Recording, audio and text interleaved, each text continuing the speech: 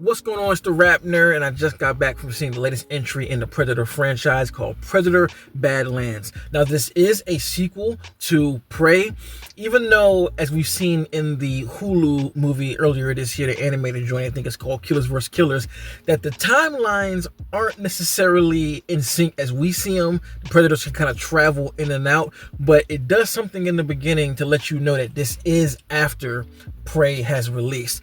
And this one, we're with a young predator by the name of Deck, who has to go on his own journey to prove to his clan that he is worthy of still being one of their warriors, because he is seen as the weakest link. So with that comes an action-packed sci-fi ride that is fun and extremely entertaining. I think the execution of this movie, the way it looks, the visual effects, the action sequences, the storyline, all of the different things that it does, it is A1. This is quite different than any of the movies in the franchise. For starters, it's PG-13, so it is nowhere near as ruthless, gory, and just horror-esque as the other ones. Like, this movie made me realize how much of a horror franchise the Predator movies still are because of the lack of all those things. You know, I'm so used to seeing people's heads getting torn off, spinal cords dangling, people getting decapitated, and all this other crazy shit, that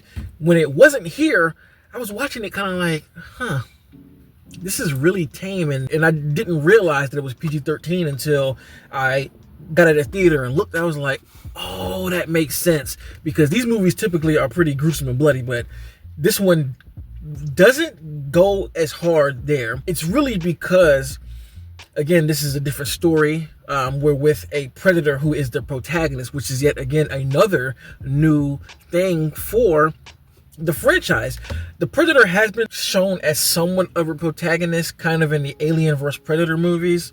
He still was an antagonist. When the Predator showed up in both of those movies, they still were, killing humans off like it was nothing either.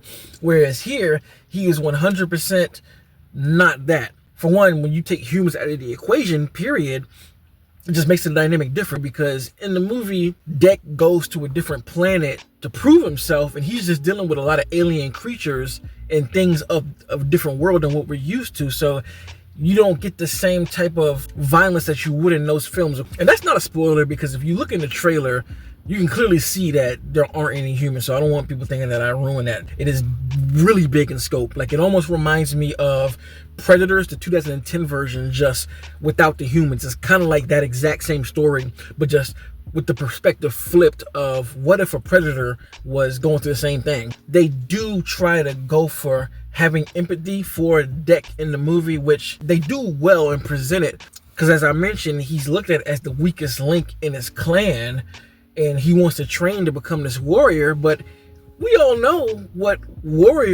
predators do. They go to other planets and hunt down people from that planet and kill them for sport. So it's like, we're watching this guy who wants to be a warrior, but him being a warrior means it's kind of killing everybody else.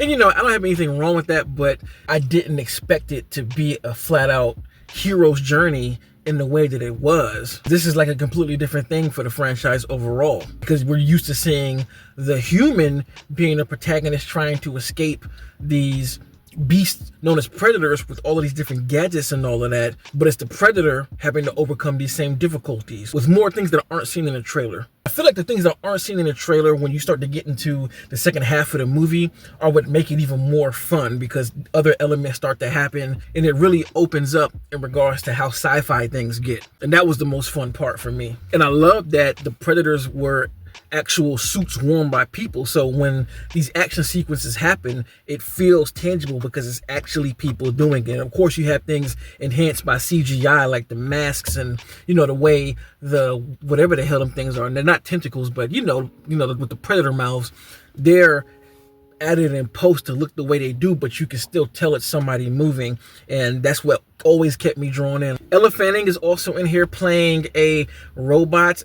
I heard people say that the type of robot she is a tie-in to Alien. Like, I'm not a big Aliens guy, so I don't know, but She is on the ride with Deck as well as he's trying to go on his hero's journey, and there's a lot of humor added from her part. So I think I'm going to zip it before I end up spoiling something, but overall I can say I did enjoy it. Just go into this movie expecting it to be a classic hero's journey, which I'm sure most people know based off the trailer. I thought sometime in the movie we were going to switch to the traditional aspect, but it keeps it in line with exactly what you saw in the trailer, and I think it's worth watching if you're a fan of the series and sci-fi. So if you've seen Predator Badlands, let me know in the comments what you thought about it. Did you like the protagonist route? Did you dislike the protagonist route? I did like it. I will buy it and I will rewatch it because I'm in love with this franchise and I hope they keep making more. So if you like this kind of content, make sure to like and subscribe, and if you already are subscribed, thank you, and until next time,